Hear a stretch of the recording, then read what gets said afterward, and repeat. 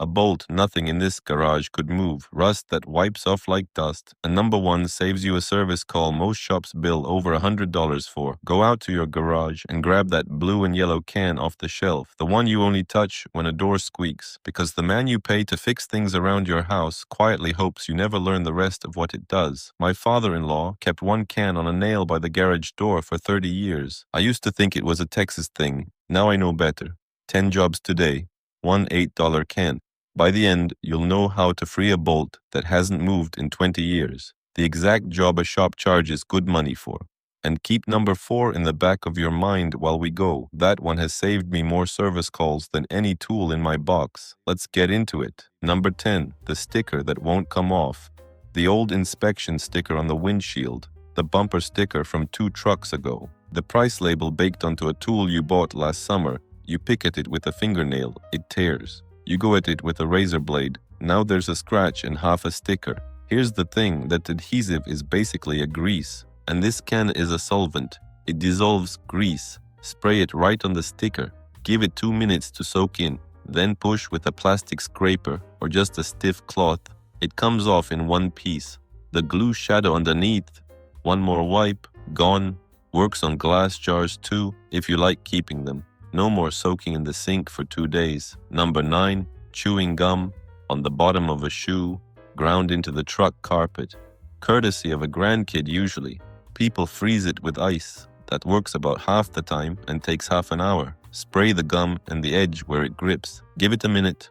The hold lets go. The gum stiffens up and peels away from the fiber instead of stretching into strings. Scrape it off with a spoon. Dab the spot with soapy water after so the carpet doesn't hold the solvent. 1 minute, no ice, no cutting a bald patch out of the floor mat. Number 1 is still coming, and it's the one a mechanic bills an hour of labor for. Number 8, the squeak you've lived with for 10 years. Every house has one door.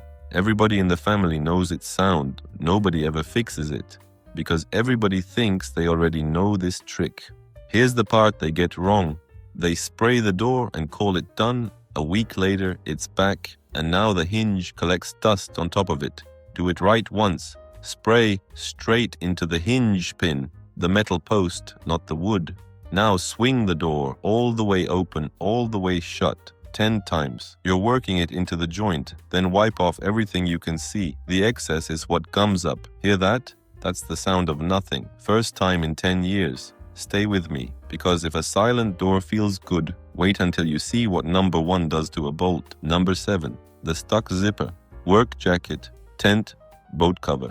The zipper jams, you force it, and a $40 jacket dies over a 50-cent zipper. Don't spray the jacket. Spray a cloth, then run the cloth along the zipper teeth, top to bottom. The fabric stays clean, the metal gets what it needs. Now work the slider gently. Short pulls, not one big yank. It glides like the day you bought it. Do the zippers on the boat cover once a season, and they never cease in the first place. Number 6, marks on walls and floors. Crayon from the grandkids. The black scuff where a chair drags.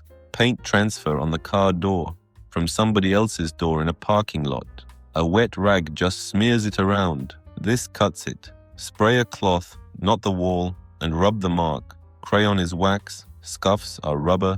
Paint transfer is somebody else's clear coat. A solvent takes all 3.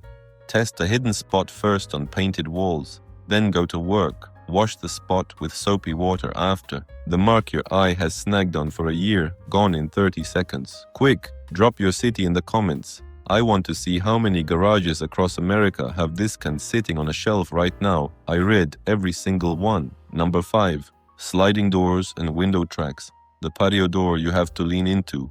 The window that fights you every spring. That's not the door getting old. That's 20 years of grit packed into the track.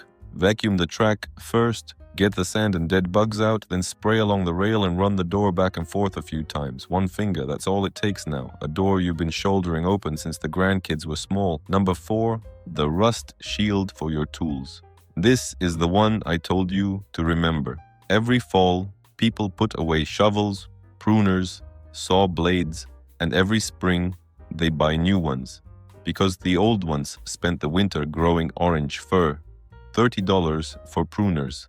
Again, Before they go on the shelf, wipe the metal clean and dry, spray a light coat, spread it with a rag. That's the whole job. Here's why it works, and it's printed right on the can where nobody reads it. WD stands for water displacement. It was built to push water off metal and keep it off. Rust can't start where water can't sit. 1 minute per tool in October, 0 rust in April. Your grandfather did the same thing with an oily rag. This is just his trick in a can. Rate this list so far, 0 to 10. Drop the number in the comments. Number 3.